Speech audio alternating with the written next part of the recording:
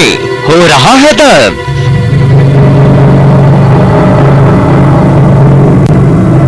गर्दन और पीठ में भी है दर्द। कमर भी रही दर्द से कराह।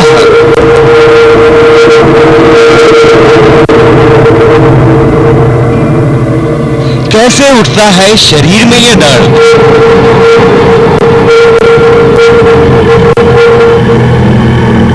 क्यों खिंचती है मांसपेशियां? क्यों होता है हड्डियों में दर्द? ऐसा दर्द जो कर दे उठना बैठना और चलना भी मुश्किल। क्या आप भी हैं इस दर्द के शिकार?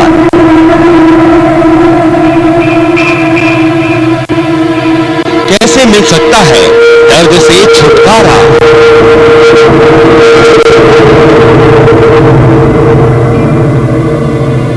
कौन सी थेरेपी आएगी काम?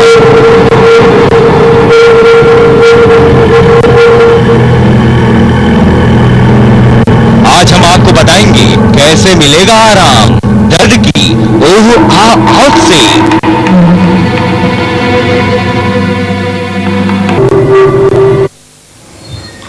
स्वागत है आप सभी का हमारे इस खास पेशकश में, और हम इस पेशकश में आपको बताने की कोशिश करेंगे कि कैसे आप अपने दर्द से छुटकारा पा सकते हैं। हालांकि अगर दर्द की बात की जाए तो किसी को कम और किसी को ज्यादा दर्द महसूस कभी ना कभी होता जरूर है, और ऐसे में क्या किया जाए। और खासतौर से अगर भारतीय महिलाओं की बात की जाए तो ये प्रतिशत कहीं ज्यादा भी कहा जा सकता है, क्योंकि अक्सर ये शिकायत की जाती है उनकी तरफ से कि कमर में दर्द है और गर्दन का दर्द, और आम ये दर्द बन जाते हैं बाद में। दरअसल आजकल की जो लाइफस्टाइल है ये हम सबको किसी ना किसी रूप में धकेलती है दर्द की तरफ। हम दर्द का शिकार होते ही रहते हैं। अपना रहन सहन, खान पान, तमाम चीजें हैं जिनमें अगर हम बदलाव करें तो हम दर्द से राहत पा सकते हैं। लेकिन क्या वाकई कौन सा तरीका होना चाहिए ये हम ही तय कर सकते हैं या इसके लिए एक्सपर्ट की जरूरत होती है? जाहिर सी बात है एक्सपर्ट इसके लिए ज्यादा कारगर होगा आपके लिए। और हमारे इस कार्यक्रम आह से आह तक में आज हम चर्चा करेंगे। हमारे साथ हमारे खास मेहमान फिजियोथेरेपिस्ट डॉक्टर विश्वास विरमानी मौजूद हैं। बहुत बहुत स्वागत है आपका डॉक्टर विरमानी स्टूडियो में, और हम इनसे बातचीत करेंगे। नंबर फ्लैश हो रहा है, आप अपने सवाल पूछ सकते हैं, लेकिन उससे पहले ये रिपोर्ट आपके लिए। जब भी दर्द शब्द जहन में आता है तो हमें एहसास होता है कि शरीर के किसी हिस्से में पीड़ा है।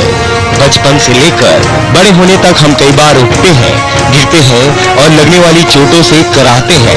बड़े होने पर हमें अक्सर दर्द का एहसास इसलिए होता है क्योंकि जीवन शैली बदलने और भागम भाग वाली दिनचर्या से हम उठने, बैठने और सोने का ख्याल नहीं रखते, और इसका नतीजा होता है कभी गर्दन में दर्द, कभी पीठ में तो कभी कमर में दर्द, जो बढ़ते बढ़ते स्पेंडिलाइटिस, बैक पेन और स्लिप डिस्क के रूप में सामने आता है। आमतौर पर दर्द होने पर हम टैबलेट्स खा लेते हैं या फिर डॉक्टर के पास चले जाते हैं। दर्द की जगह ज्यादा या कम दर्द से ही डॉक्टरों को बीमारी का पता चलता है।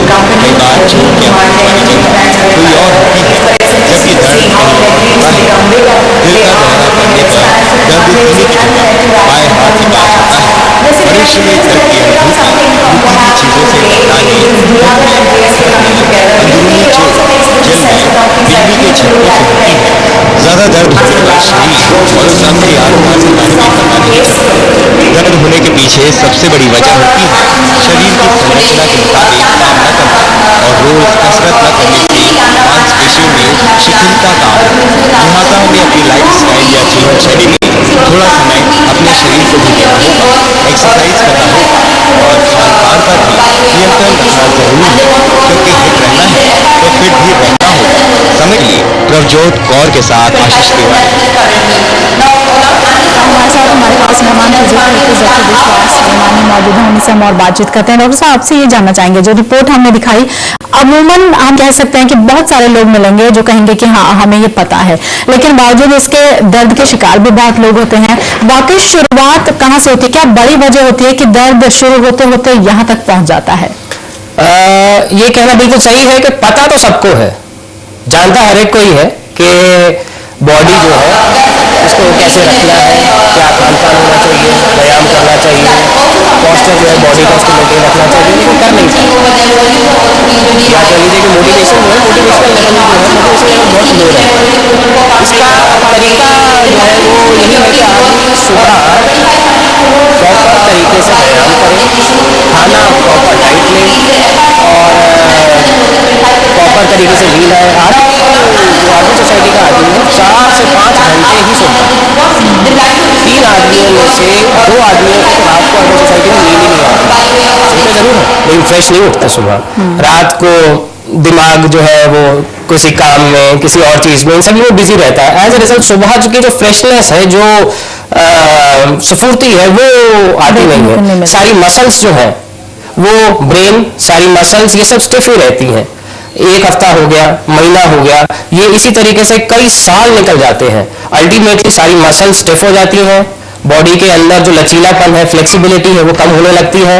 अब इसी आदमी को अगर कहीं कार को धक्का लगाना पड़ जाए, या कुछ इन्वर्टर की बैटरी उठानी पड़ जाए, या घर का कुछ सिलेंडर हिलाना पड़ जाए, कुछ भी हो जाए, अनकस्टम टास्क जहां आता है, तो पक्का है इसकी कमर या इसका घुटना या इसका टकना जो एंकल है, वो कहीं ना कुछ उसके अंदर लिगामेंट या मसल पुल हो ही जाएगा। तो बॉडी के अंदर लचीलापन मेंटेन रखना over a period of time, वही जो है आदमी को बचा सकता है। कितना टाइम होना चाहिए? क्योंकि अमूमन रोना यही रोया जाता है कि हमारे पास टाइम नहीं है। देखिए, ऐसे से कि work expands to fill the time given to it, तो आदमी को टाइम जो है निकालना पड़ता है। टाइम तो किसी के पास नहीं होता। आप सबसे पहले पूछेंगे भी, एक हाउसवाइफ से पूछेगी कि आपके पास कितना टाइम है, टाइम है? नहीं, किसी के पास टाइम नहीं है। तो टाइम तो निकालना पड़ता है। टाइम तब निकलेगा जब वो आपकी एक्टिविटी जो है एंटरटेनिंग हो। एंटरटेनिंग इन द सेंस कि आप एक्सरसाइज तो कर रहे हैं, एक्सरसाइज एक्चुअली बहुत बोरिंग काम है, या कोई व्यायाम करना ये बोरिंग काम है, एक फोर्सफुल एक्टिविटी है, बॉडी के ऊपर एक टॉर्चर है। तो जब तक वो एंटरटेनिंग नहीं है, एंटरटेनिंग इन द सेंस कुछ डांस थेरेपी के रूप में या स्विमिंग के रूप में, या आप जा रहे हैं तो वॉकिंग करते हो, फ्रेंड्स के साथ जा रहे हैं, तो जब तक एंटरटेनमेंट नहीं है साथ में, वो लाइकली नहीं है कि वो प्रोग्राम सक्सीड करे। लेकिन कई बार ये भी होता है कि आप स्टार्ट करते हैं एक्सरसाइज और वही आपके दर्द का कारण बन जाती है, क्योंकि आप ठीक आपके लिए क्या है, आपको क्या करना है, उस गाइडेंस की भी आपको शायद जरूरत होती है। उसमें अलग अलग जो एज ग्रुप है, 15 साल का जो लड़का है, बच्चा है, या और जो 30 साल का है और जो 45 साल का है, इनमें 15-15 साल का फर्क है। तो हर एक के लिए एक्सरसाइज का जो लेवल है, इंटेंसिटी जो है, वो अलग अलग रहती है। जी। अगर 15 साल वाले बच्चे को 60 साल जो 45 साल वाला आदमी है उसकी एज ग्रुप की एक्सरसाइज करी जाती है, तो अंडर यूटिलाइजेशन ऑफ स्टेमिना है। 45-60 वाले आदमी को अगर 15 साल के या 30 साल के बच्चे आदमी वाली कराई जाती है, तो हो सकता है कि उसका कहीं मांसपेशी में कुछ खिंच सकती है या जोड़ों में दर्द पैदा हो सकता है। और आगे बढ़ाएंगे। कॉलर हमारे साथ जुड़े हैं, शालू है हमारे साथ दिल्ली से। शालू, स्वागत है आपका, सवाल पूछ सकते हैं आप अपना। हेलो। हाँ जी, हेलो। शालू सवाल पूछ लीजिए आप अपना। हेलो, हमारी माइग्रेन का दर्द होता है सर में, बहुत तेजी से दर्द होता है। हेलो। हाँ जी, उम्र क्या है आपकी? मेरी उम्र 32 ईयर्स की है। और मुझे ये प्रॉब्लम है 10 साल हो गए हैं। अच्छा, आप मैरिड है? हेलो। आप मैरिड है? हाँ जी, मैरिड हूँ। 2 बच्चे हैं मेरी। हाँ, वर्किंग भी है आप? नहीं। सुबह शाम दर्द में कोई फर्क है कि हर समय दर्द रहता है? नहीं, हर समय नहीं, कभी कभी होता है दर्द, लेकिन इतनी तेज हो जाता है, बहुत तेज, और कभी ऐसे नॉर्मल रहती है एकदम। थोड़ा ये बता गई तो दर्द उठने लगता है एकदम तेजी से। थोड़ा ये बता पाएंगे कि सर के सेंट्रल पार्ट में है, सर के पीछे वाले हिस्से में है, कान के ऊपर जो हिस्सा है उसमें दर्द है, कहाँ पे सारे में दर्द रहता है? पास में जो नस होती है ऊपर की तरफ, हाँ, वहाँ पर एकदम कभी कभी दर्द होने लगता है, कभी पूरे शरीर में दर्द होने लगता है। हाँ, उसके साथ वोमिटिंग की फीलिंग, कुछ वोमिटिंग सेंसेशन लगती है उसके साथ साथ? सही, वोमिटिंग सेंसेशन कुछ लगती है उसके साथ साथ? कभी कभी होने भी लगती है, तेज होता है तब। जब सुबह उठते हैं तो फ्रेश होते हैं? कभी कभी सुबह उठते फ्रेश होती, कभी कभी दर्द होने लगता है, कुछ पता ही नहीं चलता क्यों हुआ दर्द। कभी ऐसा भी हुआ कि जैसे आप छुट्टियों पे गए तो दर्द हुआ ही नहीं, या जब आप जैसे छुट्टियों में गए डॉक्टरों को दिखा चुकी हूँ, वो कह रहे कोई इलाज ही नहीं इसका, लाइलाज बीमारी है। इसका आपने गर्दन का कभी एक्सरे कराया? शालू, आपने कभी गर्दन का एक्सरे कराया है, नेक का एक्सरे कराया है? फोन डिस्कनेक्ट हो गया उनका, लेकिन जितने सारे सिम्टम्स बताए, क्या रीजन मोस्ट लाइकली ये लग रहा है बहुत बारी क्या है, जो माइग्रेन है इसका जो ओरिजिन रहता है वो गर्दन से रहता है। अच्छा, जैसे हम मायोफेशियल पेन सिंड्रोम भी बोलते हैं, सर्वाइकल हेडेक भी बोलते हैं, और cervical spondylosis, ultimately cervical spondylosis में गाय कन्वर्ट होता है। तो वो एक्सरे देख के एक्सरे करवाएं, अगर नहीं कराया है तो उसमें कंफर्म हो जाएगा। जो सर का पिछला भाग है, जहां पे सर खत्म होता है और गर्दन शुरू होती है, जहां पे बेसिकली हेयर लाइन जो है, वहीं पे जो मांसपेशियां हैं वो टाइट होने लगती हैं किसी भी तलाब से। कोई भी चीज ऐसी हो जो कि अच्छी नहीं है, जो प्लेजेंट नहीं है, चाहे खाने में हो, बात करने में हो, घूमने फिरने में हो, कोई भी हो, ये स्ट्रेस डालती है गर्दन के पीछे वाले भाग में। इसी से जो सर में दर्द बनता है, कान के ऊपर वाले भाग में आ सकता है, बीच में आ सकता है, जिसे बहुत बारी जो है माइग्रेन कह दिया जाता है। हालांकि वो होता सर्वाइकल हेडेक है। उसके लिए फिजियोथेरेपी जो बहुत कारगर है। जी जी। और आपसे भी जानना चाहेंगे, जैसे हम एक्सरसाइज की बात कर रहे थे, आपने अलग अलग एज ग्रुप बताए, कई बार ये भी होता है कितनी एक्सरसाइज, क्योंकि किसी को लगता है कि वॉकिंग बहुत बढ़िया है, वॉकिंग लगातार करते ही रहता है, वो कहाँ पर एक आ जाना चाहिए कि अब इतना है, आपकी एज इतनी है, आपके लिए इतनी एक्सरसाइज सफिशिएंट है, या ये एक्सरसाइज आपके लिए ठीक है और ये एक्सरसाइज आपके लिए गलत है? हाँ, अगर तो आदमी थोड़ा यंग एज से ही पहले एक्सरसाइज कर रहा है, उसको हैबिट ही है पहले से एक्सरसाइज करे, जैसे लेट्स से आर्म फोर्सेस वाले जितने आदमी हैं, ये पहले से एक्सरसाइज काफी कर रहे होते हैं, तो ये जो आदमी है ये 60 साल में भी अच्छी खासी जॉगिंग कर सकता है। इसे ना कमर में दर्द होगा, ना घुटने में दर्द होगा, क्योंकि उसकी बॉडी यूज्ड टू है काफी इंटेंसिव एक्सरसाइज को। लेकिन वो आदमी जो कि अपना लेट्स से 30s में 40s में भी चलना फिरना बहुत ज्यादा नहीं था, और वो सोचे कि मैं 45-50 में आ गया हूँ और अब जो है ना बॉडी बिल्डअप करता हूँ, सलमान खान की तरह बनाता हूँ या आमिर खान की तरह बनाता हूँ, तो वो कहीं ना कहीं अपनी मांसपेशी खींच सकती है उसकी मांसपेशी। तो कहने का मेरा मतलब ये है कि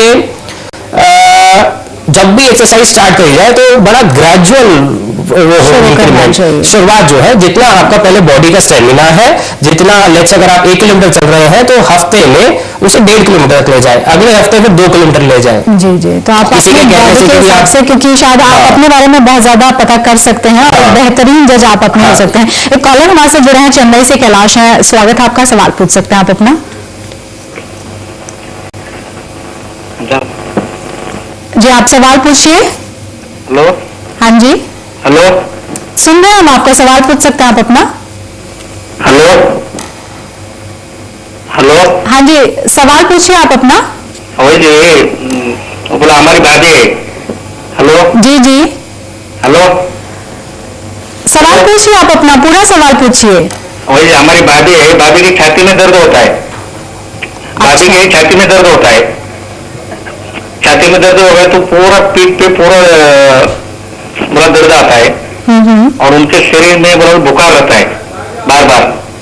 और बुखार में हम कितने के डॉक्टर के पास पूरा एक्सरे निकाले, पूरा स्कैन निकाले, पूरा निकाले, फिर भी लेकिन क्या दर्द है वैसा है बाबी के शरीर में पूरा ही कितना भी हम क्या।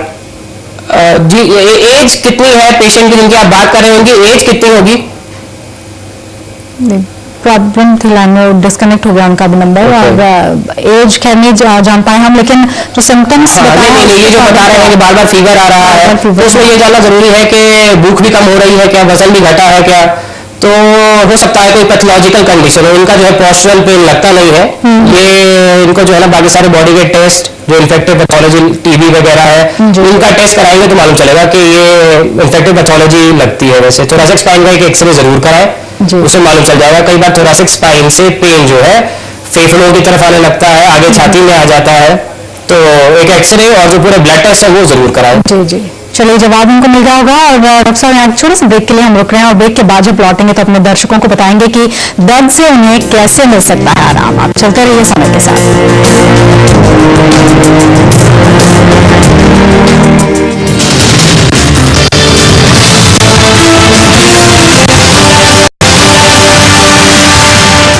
स्वागत है आप सभी का हमारी इस खास पेशकश में एक बार फिर से। और कहते हैं दर्द का हद से गुजरना है दवा हो जाना। हमारे शरीर के कई हिस्सों में ऐसे दर्द जब तब उठते रहते हैं जिनसे हमारी रोजमर्रा की जीवन शैली प्रभावित होती है। कुछ दर्द अपने आप में ठीक हो जाते हैं, लेकिन अक्सर लोगों को गर्दन, पीठ, रीढ़ की हड्डी और कमर में दर्द की शिकायत रहती है, और इससे निजात पाने के तमाम तरीके भी मौजूद हैं।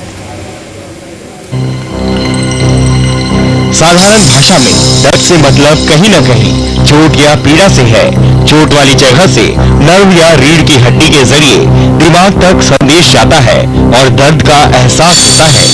इस दर्द को रोकने के लिए हम कई तरह के पेन किलर और मलहम का इस्तेमाल करते हैं। दर्द की आह को आहा के सुकून में बदलने के लिए हॉट और कोल्ड थेरेपी, इलेक्ट्रोमैग्नेटिक साउंड और फिजियोथेरेपी के अलावा बाम और स्प्रे जैसे तमाम उपाय हैं। जब भी हमें चोट लगती है या दर्द होता है तो हम सबसे पहले ठंडा या गर्म तरीका अपनाते हैं। ठंडे तरीके में हम बर्फ के आइस पैक का इस्तेमाल करते हैं, जिससे चोट की जगह पर सेंसेशन या संवेदना कम हो जाती है और मांसपेशियों में हो रहा खिंचाव या दर्द की अनुभूति थोड़ी देर के लिए कम या खत्म हो जाती है। चोट के 48 घंटों में आइस पैक के इलाज से सूजन आने की संभावना काफी कम हो जाती है, जबकि गर्म इलाज में हम चोट की जगह पर हॉट वाटर बॉटल का इस्तेमाल करते हैं, जिससे खून का बहाव ठीक हो जाता है, कोशिकाओं में लचीलापन आ जाता है और मांसपेशियों की जकड़न दूर हो जाती है। वैक्स थेरेपी से भी जोड़ों की ऐंठन दूर करने में काफी मदद मिलती है। जोड़ों में दर्द या ऐंठन दूर करने के लिए इलेक्ट्रिक मशीनों से साउंड वेव्स को अंदर पहुंचाया जाता है, जिससे मांसपेशियों को काफी राहत मिलती है, क्योंकि इससे भी ब्लड सर्कुलेशन को बढ़ाने में काफी मदद मिलती है। दर्द और टीस से आराम के लिए फिजियोथेरेपिस्ट टेंस यानी नर्वस सिस्टम और रीढ़ की हड्डी के आसपास सख्त हुई मांसपेशियों को नरम करने के लिए लो वोल्टेज इलेक्ट्रोमैग्नेटिक करंट का इस्तेमाल करते हैं। ये विद्युत तरंगे दर्द वाले हिस्से को आराम पहुंचाती हैं। मांसपेशियों में खिंचाव और जोड़ों में दर्द से आराम के लिए अक्सर हमने खिलाड़ियों को चोट वाली जगह पर स्प्रे करते देखा है। खेल के मैदान में अक्सर टीम के फिजियो किसी खिलाड़ी को चोट लगने पर स्प्रे लेकर दौड़ते हैं, ताकि उससे झटपट रिलीफ दी जा सके और वो इस स्प्रे के प्रभाव से कुछ देर तक खेल सके। दरअसल इसे फास्ट रिलीफ इसलिए कहते हैं क्योंकि इसके लगाने से कम 3 से 4 घंटे तक दर्द छूमंतर हो जाता है। बाद में आप डॉक्टर से मिलकर पेन किलर टैबलेट्स ले सकते हैं। इसी तरह बाम और दूसरे मलहम भी दर्द से कुछ समय के लिए राहत देते हैं। और ऐसे मलहमों का तो सेलिंग कॉन्सेप्ट भी क्लियर है कि हमें मलिए और काम पर चलिए, यानी दर्द है तो उससे निजात पाने के लिए तमाम जरिए भी हैं।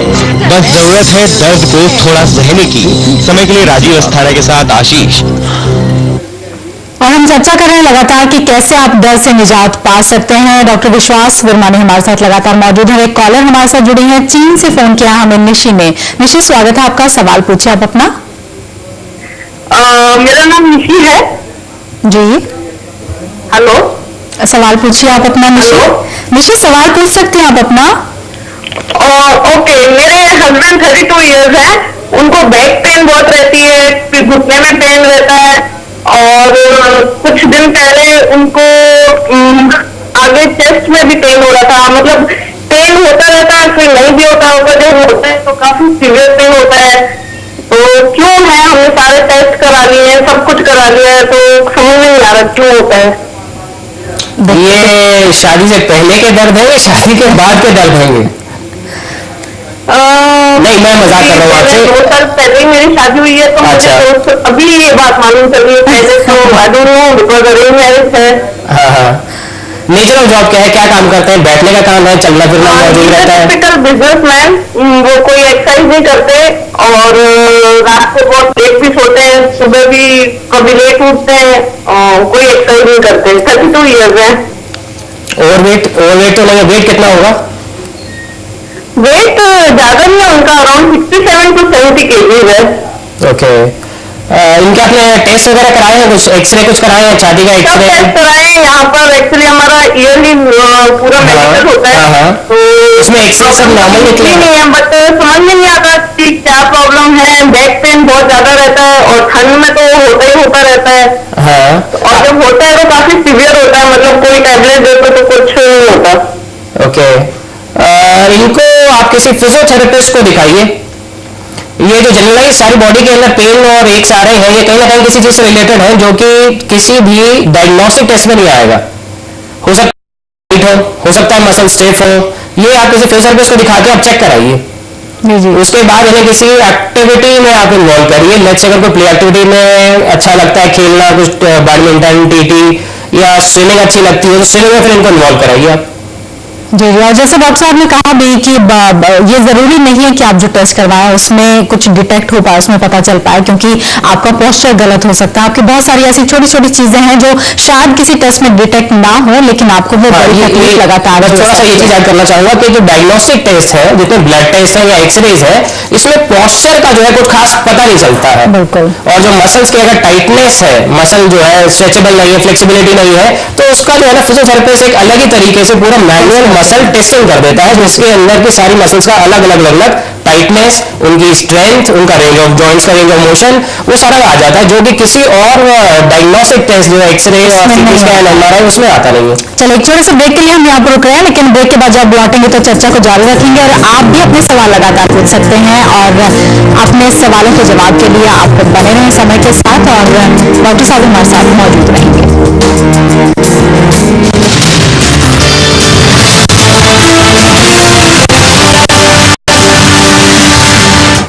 स्वागत है आप सभी का आ से आ तक में, और हम लगातार बात कर रहे हैं कि कैसे आप अपने दर्द से निजात पा सकते हैं, क्योंकि किसी न किसी तरह का दर्द कभी ना कभी हर इंसान को अपनी जिंदगी में जरूर झेलना पड़ता है, और उसी दर्द को ना होने दें, या अगर हो गया है तो उससे आप निजात कैसे पाएं, यही हम बातचीत कर रहे हैं डॉक्टर विश्वास वर्मानी से।